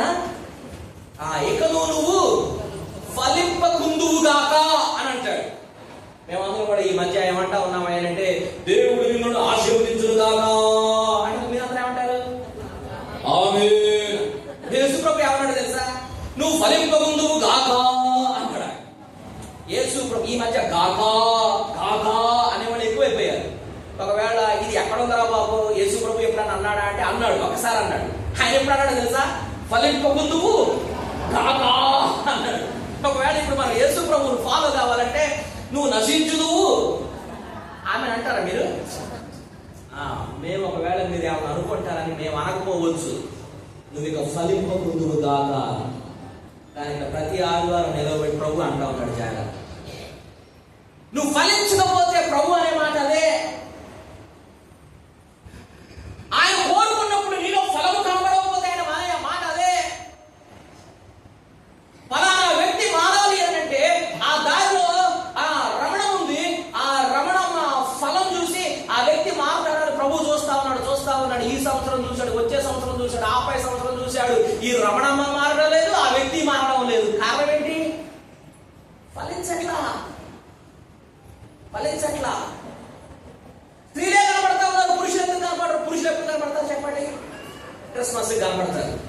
వాళ్ళు కూడా మంచిగా తలస్నానం చేసుకొని తల సొక్కా తల ప్యాంట్ వేసుకొని వస్తారు, లేకపోతే తల పంచి కట్టుకొని వస్తారు. ఎప్పుడు? క్రిస్మస్ రోజున. ఆదివారం ఎందుకు కనబడట్లా? అయ్యా మీరే చెప్పుకోవాలా. విషయం ఏంటంటే యేసుక్రీస్తు అడుగుతాడు అన్నప్పుడు అది ఫలించేటువంటి జీవితంగా ఉండాలా. శుద్ధీకరించబడాలా, కన్నులు తెరవబడాలా, మరణంలో నుండి జీవంలోనికి రావాలా. తర్వాత ఏంటి? ఫలించాలా. యేసు ప్రభు ఏడుస్తా ఉన్నాడు. ఎందుకో తెలుసా? యేసు ప్రభు ఏడుస్తుంది ఎందుకో తెలుసా? ఆ పాపం వల్ల వచ్చినటువంటి మరణం మానవుని ఎంత దుఃఖానికి కారణం చేసిందో అది చూసినప్పుడు, మానవుని యొక్క జీవితం ఆ మరణంతో అంతమవుతా ఉన్నప్పుడు అది చూసినప్పుడు, మానవుని యొక్క జీవితం ఆ మరణంతో అల్లకల్లోలం అయిపోతా ఉన్నప్పుడు అది చూసినప్పుడు ఆయన కూడా దుఃఖపడతా ఉన్నాడు. అయ్యో పాపం ఎంత పనిచేసింది, మానవుడిని పాపం ఎంత పనిచేసింది. ఏమైనటువంటి వారు మీలో మీ కుటుంబంలో అప్పటి వరకు బాగా సంపాదించి మీ కుటుంబాన్ని పోషిస్తున్నటువంటి వారు ఎవరైనా మీ కుటుంబంలో దేవుని సన్నిధిలో చేరితే ఒక్కసారిగా బండ్లు ఓడలైపోయినట్టు ఒకవేళ ఆ కుటుంబం అంతా కూడా చల్లా చెదరైపోయి, ఒకప్పుడు కాఫీ తాగేవాళ్ళంటే వాళ్ళ కుటుంబం, కానీ ఇప్పుడు కాఫీ లేదండి, వాళ్ళ ఇంట్లో మనుషులు కూడా దొరకట్లేదు అనే సందర్భాలు కనబడతా ఉన్నప్పుడు మరణం ఎంత భయంకరమైన అప్పుడు అర్థమవుతుంది మనకి. మరణం ఒక గృహాన్ని, మరణం ఒక ఇంటిని ఎంత అతలాపతలం చేస్తుందో మనకు అర్థమవుతుంది. ఈ మరణానికి కారణం ఏంటో తెలుసా? పాపం. అందుకోసమనే పాపము నుండి విడిపించబడాలా, శుద్ధీకరించబడాలంటే కన్నులు తెరవబడాలా. కన్నులు తెరవబడిన తర్వాత మరణంలో నుండి జీవంలోనికి రావాలా. ఫలించాలా. యేసు ప్రభు ఏడుస్తా ఉన్నాడు. ఆ తర్వాత జరిగినటువంటి విషయం చూడండి. యేసు మరలా తనలో మూలుగుచు సమాధి యొద్దకు వచ్చెను. ఆ తర్వాత 39వ వచనంలో యేసు రాయి తీసివేయని చెప్పగా చనిపోయిన వాని సహోదరి అయిన మార్త, ప్రభువా అతడు చనిపోయి 4 దినములైనది కనుక ఇప్పటికీ గట్టిగానండి వాసన కొట్టును అనంట. యేసు ప్రభు వచ్చానంట, బాబు ఆ రాయిని తొలగించండి అన్నాడంట. మాట్లాడంట, అయ్యో ప్రభువా 4 దినాలు అయిపోయిందయ్యా, రాయిని తొలగిస్తే ఏమొస్తుంది? వాసన వస్తుంది. రాయి తొలగిస్తే వాసన వస్తుంది. మళ్ళీ చెప్పండి నాతో, రాయిని తొలగిస్తే, మళ్ళీ చెప్పండి, రాయిని తొలగిస్తే, మొత్తం చెప్పండి, రాయిని తొలగిస్తే వాసన వస్తుంది. మనందరి జీవితాలు అంతే. నాకు ఒక రాయి ఉంది, ఏంటో తెలుసా? హైదరాబాద్ లో చర్చికి సీనియర్ పాస్టర్, అదొక రాయి. ఈ రాయి అడ్డం పెట్టుకొని పెట్టుకొని నేను చెత్త పనులన్నీ చేస్తా ఉంటాయి అక్క. ఈ రాయి తొలగించారా ఏమొస్తుంది? వాసన వస్తుంది. మీలో కూడా కొంతమందికి రాళ్ళు ఉంటాయి. సంఘ పెద్ద అనేటువంటి ఒక రాయి ఉంటుంది. ఆ రాయిని తొలగించావా ఏమొస్తుంది? వాసన వస్తుంది. అక్కడే స్త్రీలో కొంతమందికి ఒక రాయి ఉంటుంది.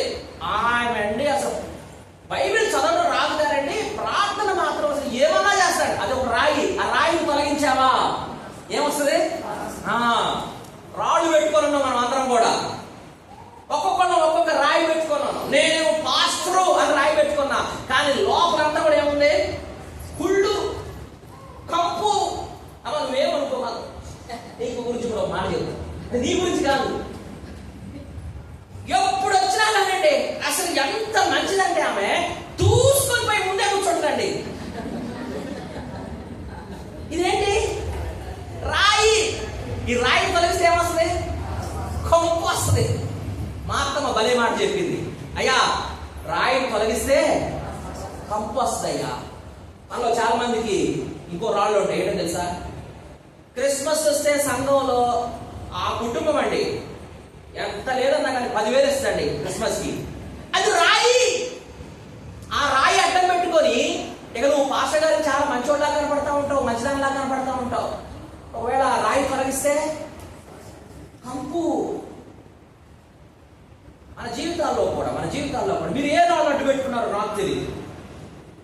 ఒకవేళ చాలా చక్కగా పాడతారు అని రాయి అడ్డు పెట్టుకున్నారని వీళ్ళు పాస్టర్ గారు రెఫరెన్స్ చెప్పడంతోనే ఆ పాప బలెత్తి చదువుతాడు అని రాయి అడ్డు పెట్టుకుందేమో తెలియదు. ఏ రాయి అడ్డు పెట్టుకున్నారో నాకు తెలియదు. ఈ రాళ్ళు అడ్డు పెట్టుకుని ఏం చేస్తున్నారో తెలుసా? మీరు కంపు బయటపడకుండా చూసుకుంటా ఉన్నారు. కంపు బయటపడకుండా చూస్తా ఉన్నారు. కానీ ఒక్కసారి ఎవడన్నా రాయి తొలగించాడా కంపు బయటకు వస్తుంది. అయితే విషయం ఏంటంటే ప్రభు ఏమంటాడు తెలుసా? మాతమ్మ కంపు బయటపడితేనే నేను కార్యం చేస్తా, దేవుని మహిమ కలుగునుగా. కంపు బయటపడకపోతే నేను కార్యం చేయలేను. రాయి తీయకపోతే నేను ఎట్ట కార్యం చేస్తా? ఇప్పుడు మీకు ఈరోజు ఒక విషయం చెప్తా ఉన్నా. యేసుక్రీస్తు అడుగు జాడలో నడవడం అంటే ఏంటో తెలుసా? మనం ఏ రోజుకి ఆ రోజు మన కంపుని బయట పెడతా ఉండాలి. మనం చెప్తా ఉన్నా, యేసుక్రీస్తు అడుగు జాడలో నడవడం అంటే ఏంటో తెలుసా? మనం ఏ రోజుకి ఆ రోజు మన కంపుని బయట పెడతా ఉండాలి.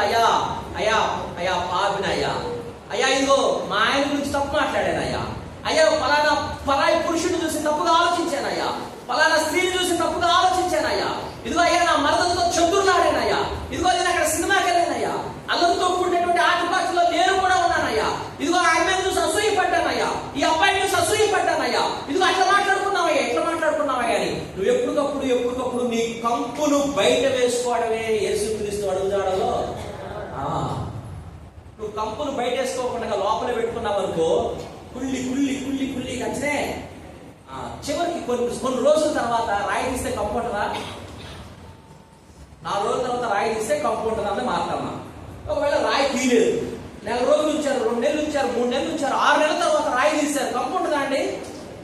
చివరికి ఏమైపోతుందో తెలుసా? నీ కంపు బయట పెట్టకపోతే అసలు నీకు కంపులాగానే అనిపించదు.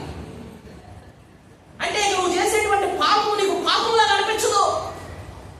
నువ్వు అబద్ధం ఆడుతా ఉన్నప్పుడు 6 నెలల క్రితం అమ్మో అబద్ధం ఆడా ఎట్లా అని అనిపిస్తుంది.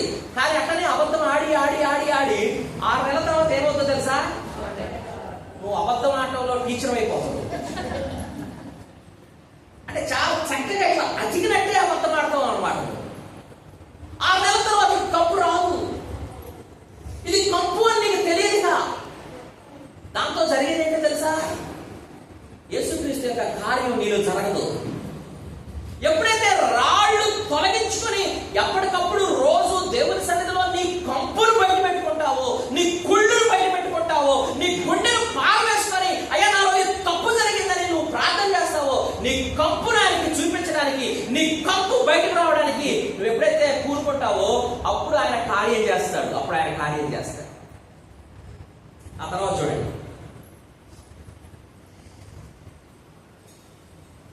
నీవు నమ్మిన యెడల దేవుని మహిమ చూపుతావని నేను నీతో చెప్పలేదా అని ఆమెతో అనేను. అంతట వారు ఆ రాయి తీసివేసిరి. యేసు కన్నులు పైకెత్తి, తండ్రి నీవు నా మనవి విన్నందున నీకు. ఇప్పుడు వాళ్ళు ఏం చేశారంట? రాయి తీయమంటే తీసారా తీయలేదా? రాయి తీసారా తీయలేదా? రాయి తీస్తే ఏమొచ్చింది? కంపు వచ్చిందా రాలేదా? కంపు వస్తే ఏం చేస్తారు అక్కడ ఉన్న అందరూ చెప్పండి? మామూలు కంపు వస్తే మీరు అందరూ ఏం చేస్తారు? అరే చెప్పండి. ఇప్పుడు వీళ్ళు ఎవరైనా కంపు పెట్టారు అనుకోండి, ఇక్కడ ఏం చేస్తారు? అదో చూసినా అదో మంచి చూసి పెడుతున్నా అక్క, అదో అదే పెట్టుకుంటామా. కంపు వస్తే ఏం చేస్తాం చెప్పండి? ముక్కు మూసుకుంటాం. అక్కడ కూడా కంపు వచ్చింది, ఏం చేస్తుంటారు అక్కడ కూడా అందరూ? ఏం చేస్తుంటారు? ముక్కు మూసుకొని ఉంటారు. యేసుప్రభు ఏం చేస్తున్నాడట? కన్నులు పైకెత్తి ప్రార్థన చేస్తాడట. యేసుక్రీస్తు అడుగుజాడలో నడవడం అంటే ఏంటో తెలుసా? ఎవరైనా జీవితపు కంపు వచ్చినప్పుడు ముక్కు మూసుకొని ఇదే ఏంది వీడి జీవితం ఎంత కంప అంటం కాదు, వాని కోసం కన్నులు పైకెత్తి ప్రార్థన చేయడం. మనలో చాలా మంది ఏం చేస్తాం తెలుసా? ఆ కంపుని చాలా జాగ్రత్తగా గుప్పెట్లో పట్టుకొని ఇంకొక ఊరు కూడా పంపిస్తాం ఆ కంపుని. నీకు తెలుసా ఏం జరిగిందో? నీకు తెలుసా ఆవిడంట? నీకు తెలుసా ఈయనంట? నీకు తెలుసా పాస్టర్ గారంట? నువ్వేం చేస్తా ఉన్నావు? కంపుని మోస్తా ఉన్నావు, కంపును మోస్తా ఉన్నావు. రాయి తొలగించారు, రాయి తొలగిస్తే కంపు వస్తుంది. కంపు వస్తే అందరూ కూడా ముక్కులు మూసుకుంటారు. కానీ యేసుప్రభు ఒక విషయాన్ని నేర్పిస్తాడు అక్కడ. ఆయన కన్నులు పైకెత్తి ప్రార్థన చేస్తా ఉన్నాడు. ఒకవేళ నీ కుటుంబంలో కంపు ఉందేమో, లేకపోతే నీ పక్కింట్లో కంపు ఉందేమో, నీ పక్కన కూర్చున్న విశ్వాస ఇంట్లో కంపు ఉందేమో, ఆ కంపుని 10 మందికి చేరుస్తా ఉన్నావా? లేకపోతే ఆ కంపు గురించి 10 నిమిషాలు ప్రార్థన చేస్తా ఉన్నావా? యేసుక్రీస్తు అడుగుజాడలో నడిచేటువంటి వారు ఏం చేస్తారో తెలుసా? కంపుని చూసి ముక్కు మూసుకోరు, ఆ కంపుని 10 మందికి పంచరు, కన్నులు పైకెత్తి ప్రార్థన చేస్తారు. అయ్యా ఆ కుటుంబం కూడా నా కుటుంబం లాంటిదేనయ్యా, ఆ కూతురు కూడా నా కూతురు లాంటిదేనయ్యా, ఆ కొడుకు కూడా నా కొడుకు లాంటివాడేనయ్యా. అయ్యా ఏంటో జరిగిందయ్యా పాపం, మరి ఎవరు తప్పో తెలియదయ్యా, ఆ కుమారుడితో మాట్లాడాయా అని ప్రార్థన చేస్తారు. మనలాగా ఆ పంపు దగ్గర కూర్చున్నప్పుడు, సందగా తీసేటప్పుడు, తలాపు జల్లేటప్పుడు తెలుసా నీకు ఏం జరిగిందో వాళ్ళ ఇంట్లో? ఆ అబ్బాయి అంట, ఆ అమ్మాయిని అంట, ఇట్లా మాట్లాడుకోరు. కంపు వచ్చినప్పుడు ప్రభువు కన్నులెత్తి ప్రార్థన చేస్తారు. ఆ తర్వాత ఇంకా రండి, రాయి తీసివేసి యేసు కన్నుల పైకెత్తి, తండ్రి నీవు నా మనవి వినందున నీకు కృతజ్ఞతాస్తుతులు చెల్లించున్నానని చెప్పి మళ్ళీ ఏమంటా ఉన్నాడు? లాజరు బయటికి రమ్మని బిగ్గరగా చెప్పగా చనిపోయిన వాడు కాళ్ళు చేతులు ప్రేత వస్త్రములతో కట్టబడిన వాడే వెలుగులకు వచ్చును, అతని ముఖమునకు రుమాలు కట్టబడి ఉండెను. అంతటి యేసు మీరు అతని కట్లు విప్పి పోనీయండి అన్నాడు. ఏమన్నాడు ఇప్పుడు? ఇందాక ఏమన్నాడు? రాయిని తీసివేయండి అన్నాడు. ఇప్పుడేమన్నాడు? కట్లు విప్పండి అన్నాడు. ఏది కష్టమైన పని చెప్పండి? రాయి తొలగించడమా కట్లు విప్పడమా? రాయి తొలగించడం. ఎందుకని? రాయి బరువు ఉంటుంది కాబట్టి. అర్థం కాదు, చెప్తా వినండి. రాయి తొలగించడమే సులభమైన పని. కారణం ఏంటంటే రాయి దేవుని తొలగిస్తారు. ఇప్పుడు వాళ్ళే సమాధి చేసిన లేచి బయటకు వచ్చాడు అనుకోండి, నువ్వు నిజంగా ధైర్యంగా వెళ్ళి కట్లిపుతావా? ఇప్పుడు ఏది కష్టం చెప్పండి? అరే మేమే కదా మోసపోయింది, అరే మేమే కదా సమాధి చేసింది, మరి వీళ్ళు లేచి వచ్చాడు ఇంద్ర బాబు అని చెప్పేసి అక్కడ ఎవరు ఉంటారు అసలు? ఇప్పుడు ఏది కష్టం? అయితే ఇప్పుడు యేసుప్రభు ఏమంటా ఉన్నాడు? కట్లు విప్పండి అని అంటా ఉన్నాడు. విప్పారా? విప్పారు. పాఠం చెప్పనయ్యా. నువ్వు ఎప్పుడైతే యేసుక్రీస్తు అడుగుజాడలో నడవడం అంటే ఏంటంటే, నువ్వు ఎప్పుడైతే యేసుక్రీస్తు చెప్పినటువంటి చిన్న పనిని నమ్మకంగా చేస్తావో ఆయన నీకు ఇంకొక పెద్ద పని అప్పగిస్తాడు. అది యేసుక్రీస్తు అడుగుజాడలో నడవడం. మొట్టమొదటిగా రాయి తొలగించమన్నాడు, అది చాలా సులభమైన పని. ఆ తర్వాత అది నమ్మకంగా చేసినందుకు కట్లు విప్పండి అన్నాడు, ఇది కష్టమైన పని, పెద్ద పని. సంఘంలో మీరు యేసుక్రీస్తు అడుగుజాడల్లో నడుస్తా ఉన్నారు అన్నప్పుడు మిమ్మల్ని నమ్మి మన కాపరి పనిని అప్పగిస్తా ఉన్నాడు అనుకోండి, అప్పుడు మీరు అడుగుజాడల్లో నడుస్తా ఉన్నట్లు. మీరు ఇచ్చిన పనిలో నమ్మకంగా ఉన్నారనుకోండి, అప్పుడు మీకు ఏం చెప్తాడు ఆయన? ఇంకొంచెం పెద్ద పని చెప్తాడు. మా ఊర్లో కూడా, మాది కూడా ఊరే, మా ఊర్లో కూడా మా నాన్నగారికి సంఘం ఉంది. ఆ సంఘంలో కూడా క్రిస్మస్ వచ్చినప్పుడల్లా ప్రతిసారి కూడా తెల్లవారుజామున ప్రాంతంలో ఏం చేస్తారు అంటే పులిహార పెడతారు. ఇక్కడ కూడా పెడతారు పులిహోర, మా ఊర్లో కూడా పెడతారు. మా ఊర్లో ఒక ఆమె ఉంది. ఆమె ఏంటంటే ఆ సంఘంలో ఏ సంవత్సరమైనా కానీ పులిహార ఆమె పెట్టాలి. ఇప్పటికి ఎన్ని సంవత్సరాల నుంచి పెడతా ఉందంటే ఆమె పెట్టి ఆ కూతురికి పెట్టేది మనవాళ్ళు కూర్చొని ఇంకా ఆమె పెడతా ఉంది. మళ్ళీ పెట్టేదేంటి? పులిహారే. ఎంతకాలం పెట్టింది పులిహార? దేవుడు నీకు అవకాశం ఇచ్చాడు 20 సంవత్సరాల క్రితం పులిహార పెట్టడానికి. చిన్న పని అది, నమ్మకంగా చేస్తా ఉన్నావు. కానీ ఇప్పుడు ఏం చేయాలి? పెద్ద పని చేయాలా? 20 సంవత్సరాల తర్వాత కూడా పులిహార పెడతావా? 20 సంవత్సరాల తర్వాత కూడా పులిహార పెడతావా? రాయిని తొలగించమన్నాడు, చిన్న పని నమ్మకంగా చేశారు. తర్వాత ఏం చెప్తా ఉన్నాడు అంటే పెద్ద పని చెప్తా ఉన్నాడు. మనం సంవత్సరాలుగా ఇక్కడికి వచ్చి అయ్యగారండి మరి క్రిస్మస్ వస్తుంది కదా అండి, మీరు యథావిధి కంటే మేము ఒక 2000 ఇస్తామండి. ఎంతకాలం ఇస్తావు? 2000 పెంచవా? అయ్యగారండి మరి అంటే పండుగ వస్తుంది కదా అండి, ఈసారి చాపలు 10 కొనిస్తానండి, పోయినసారి కూడా నేనే కొనిచ్చాను. 10 చాపలు ఎంతసేపు కొనిస్తావు? పెంచవా? పెద్ద పని చేయవా దేవుడి కోసం? ఇప్పుడు చిన్న పనులేనా? పెద్ద పనులు చేయవా దేవుడి కోసం? యేసుక్రీస్తు అడుగుజాడలో నడవడం అంటే దేవుడి కోసం పెద్ద పనులు చేయి. యేసుక్రీస్తు అడుగుజాడలో నడవడం అంటే యేసుక్రీస్తు కోసం పెద్ద పనులు చేయడం అంటే సమయానికి రావడం. సరేనమ్మా? అవును. అది తర్వాత కట్లు విప్పి పోయేదని వారితో చెప్పెను. కాబట్టి మరియ యొద్దకు వచ్చిన ఆయన చేసిన కార్యము చూసిన యూదులలో అనేకులు ఆయన యందు ఇప్పుడు చెప్పండి. యేసుక్రీస్తు అడుగుజాడలో నడవడం అంటే ఏంటో చాలా చెప్పుకుంటూ వచ్చారు. ఇట్లా వీళ్ళు చేస్తా ఉంటే జరిగింది ఏంటంట, యూదులలో అక్కడికి వచ్చినటువంటి అనేక మంది యేసుక్రీస్తునందు విశ్వాసం ఉంచారంట. మనం ఎప్పుడైతే యేసుక్రీస్తు అడుగుజాడలో నడుచుకుంటా ఉండేటువంటి పనులు చేస్తా ఉంటామో అప్పుడు చుట్టూ ఉన్నటువంటి వారు అనేక మంది యేసుక్రీస్తునందు విశ్వాసం ఉంచుతారు. ఇప్పుడు అడగలేయండి ఈ మాట, మీ జీవితంలో మీరు కాకుండా పాస్టర్ గారు కాకుండా ఇంకొక వ్యక్తికి సువార్త చెప్పి తీసుకొచ్చారా? అయ్యా నేను 10 సంవత్సరాల నుంచి ప్రభువుని నమ్ముకున్నాయా, 10 సంవత్సరాల నుండి కన్నీరు దాచి ప్రార్థన చేసి నా పక్కన కూర్చున్నామని నేనే తీసుకొచ్చానయ్యా అన్నాడు. చేతిపించండి. మంచిగా ఇంటికి వెళ్ళి మాంసం కూర ఏదైనా ఉంటే పడుకోండి. మీ వల్ల దేవునికి ఏం ఉపయోగం? మీరు ఏడకొచ్చి ఉపయోగపడుతున్నారంటే, ఉపయోగం పొందుకుంటున్నారంటే మీరు. యేసుక్రీస్తు అడుగుజాడల్లో నడిస్తే ఏం జరుగుతాయంటే మన చుట్టూ ఉన్నటువంటి వాళ్ళందరూ కూడా యేసుక్రీస్తు యందు విశ్వాసం ఉంచుతారు. జరగడం లేదా?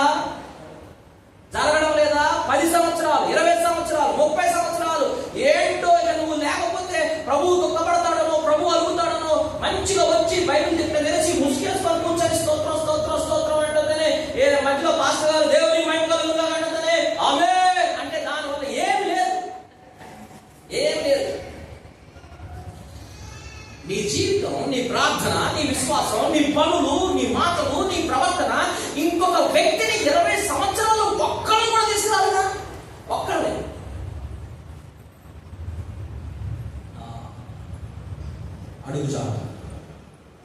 అడుగుజాడ ప్రభు ఎప్పుడు కూడా ఏం చేశాడంటే రాజ్యంలో మనుషుల్ని కలిపాడు. మనం కూడా రాజ్యంలో మనుషుల్ని కలపాలి. అడుగుజాడాలంటే అర్థమవుతున్నామా? సో కాబట్టి చెప్పబడినటువంటి విషయాలన్నీ కూడా యేసుక్రీస్తులోనే నిజమైనటువంటి సంతోషం, నెమ్మది, ఆనందం. ఆయన అడుగుజాడలో నడవడం అంటే ఆయనలో ఆనందాన్ని ఎత్తుకోవడం. నువ్వు భర్తలో వెతుకుతా ఉన్నావా? ఎప్పటికీ దొరకదు. నువ్వు భార్యలో వెతుకుతా ఉన్నావా? ఎప్పటికీ దొరకదు. నా పిల్లల వల్ల నాకు నెమ్మది, సంతోషం అనుకుంటా ఉన్నావా? కొంతకాలం ఉంటుంది, మళ్ళీ కొంతకాలం పోతుంది. నిజమైన, పరిపూర్ణమైన, నిలిచి ఉండేటువంటి సంతోషం, నెమ్మది ఎక్కడానంటే ప్రభువులోనే. పాపం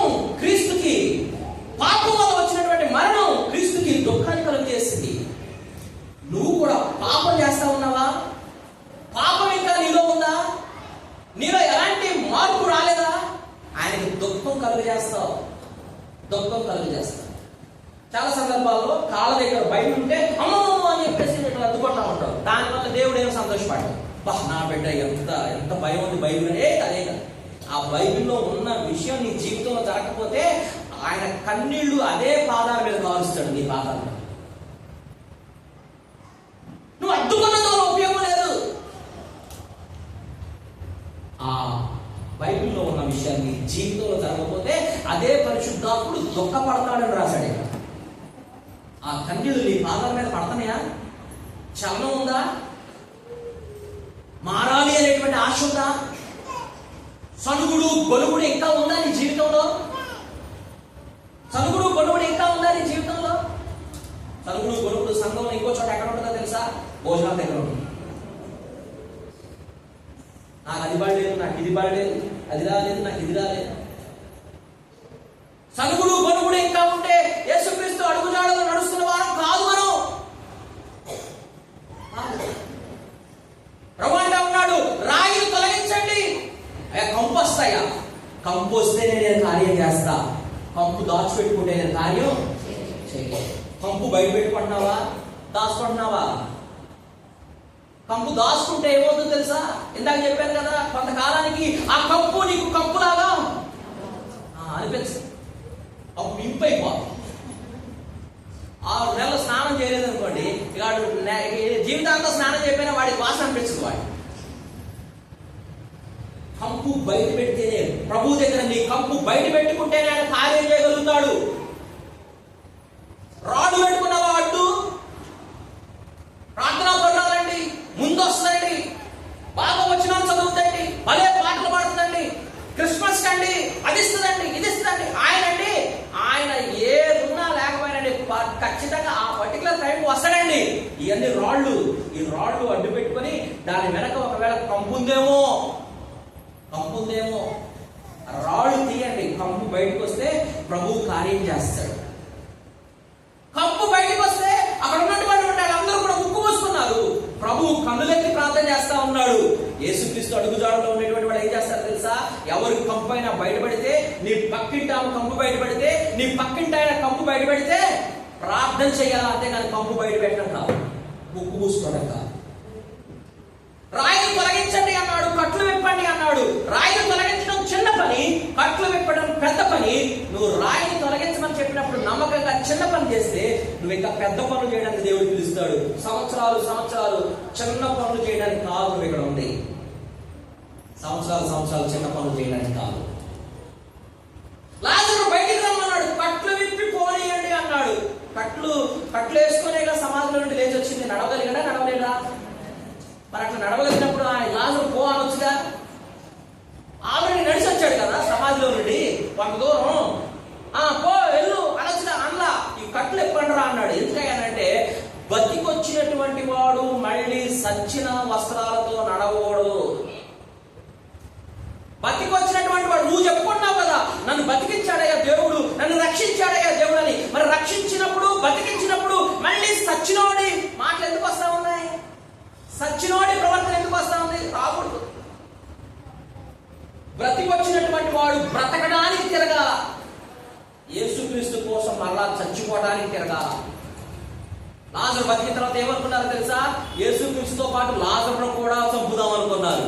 ఇప్పుడు అనుకున్నారా మీ ఊర్లో యేసుక్రీస్తు కోసం? అరే యేసుక్రీస్తుకి అసలు ఏం ఉండబట్టేరా ఈ గల్లీలో చర్చి పెడుతున్నారు, ఏం వేసేద్దాం అని ఎప్పుడైనా అనుకున్నారా? నీ గురించి చెప్పారు అయ్యా, మీ గురించి చెప్పాను అనుకున్నారా? ఏమనుకోవడం సార్, ఎవడో సార్ మా దగ్గరకు వచ్చేది, అసలు మేమేంటో తెలుసా వాళ్ళకి అన్నట్టు ఒక పరిస్థితి. ఇది యేసుక్రీస్తు అడుగుజాడలో నడవడం కాదు. ఆయన ఏమన్నాడు అయ్యాడంటే, రండి మీరు ఎతికేది నేనే, సిలువ వేయబడ్డానికి సిద్ధంగా ఉన్నాను. ఎవడు నేను చెప్తే 6 వ్యూహాలు వస్తాయి, ఏమనుకుంటున్నారా అనలేదా ఆయన.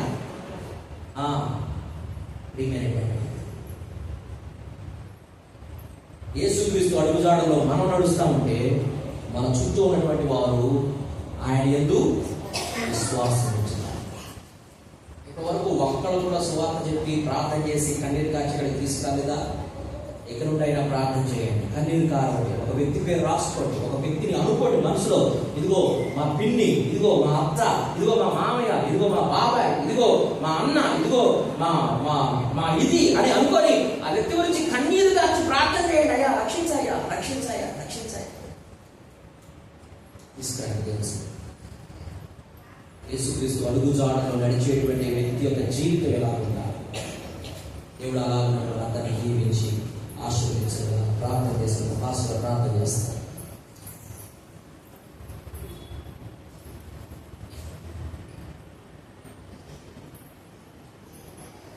ప్రార్థన చేస్తాను. ప్రేమ కలిగిన మా తండ్రి, పరిశుద్ధ